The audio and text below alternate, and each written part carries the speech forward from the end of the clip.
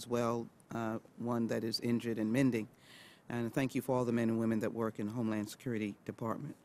Let me focus on Hurricane Harvey, which by connection, I think it impacts the Virgin Islands and as well Puerto Rico and Florida and others. FEMA certainly is an agency that we owe a great debt of gratitude to. But let me be very clear. I've been asked how Houston is doing, how Texas is doing. We're a strong group of people, but we are devastated. And it is so difficult dealing with FEMA and the repeated denials, people who have not heard from FEMA. FEMA is good for the immediacy, but it is not good for recovery. And you're listed as a recovery agency. We need help down in Texas. We need more FEMA DRCs. We need more people dealing with the appeal process. It is absolutely absurd. The second question is dealing with the appropriations. I would ask that you would ask the President of the United States to consider that $44 billion is shameful. The President came to Texas and said that we would provide you with everything you need. This is $44 billion for the U.S. Virgin Islands, Puerto Rico, Texas, and everyone else. So if you would answer that question after, let me go to Director Wray. I'll put the questions on the record very quickly. The questions on the record are, Director Wray, as you well know, there have been some anti-Muslim videos that have been offered by the Commander-in-Chief. My question is, as the world has condemned this, how difficult it makes the work of the FBI that deals with domestic terrorism with these kinds of videos being associated with the United States. Second, I'm interested in the commitment to not do reverse targeting under 702.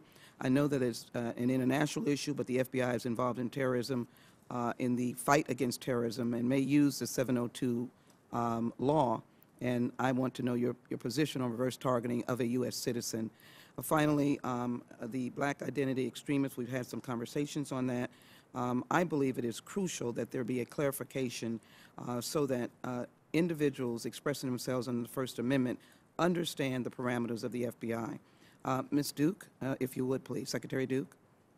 I will check into the specific inquiries. I'll work with Governor Abbott's office to make sure that we're keeping in Texas. The $44 billion is the current supplemental. We do expect that there will be needed additional supplementals, but for now we do have adequate resources to do all the recovery efforts. I vigorously disagree with you. We do not have the adequate resources, and this is going to be on the verge of a government shutdown if Texas and all of the other victims of these hurricanes do not have a compromise where we can work together. I would encourage you to tell the President that it is not enough. It simply is not. May I also just leave with you Ms. Timotop M. Jimoh, J-I-M-O-H, who is a United Airlines supervisor who has not been able to determine why she has been denied an official background check. She's filed 2 appeals, so I'd like to speak with your ledge affairs on that. Thank you. Yes. Director Wray, thank you.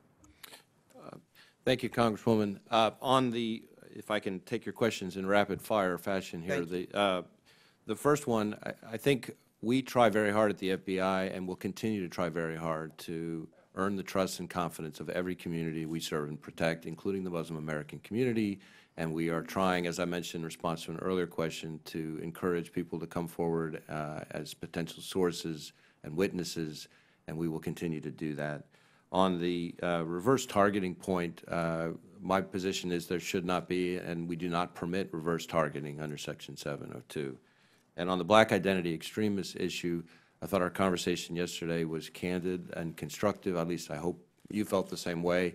I can assure you and the rest of the American people that we do not investigate people for rhetoric, for ideology, for First Amendment expression, for association. What we do is when people are engaged in, when there's credible evidence of federal crime involving the threat, credible threat of force or violence to further a political or social goal, that's our focus. We have no interest in investigating any group for expressing strong views, no matter who might consider them extremist, about any important social issue, including racial injustice.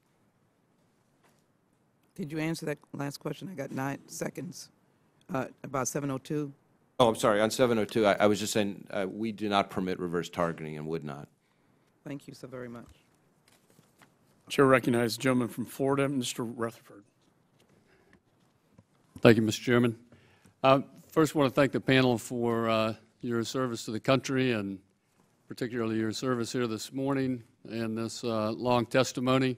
You know, there's an old saying that you know, everybody uses, don't beat a dead horse. And of course, then we turn right around and beat the dead horse.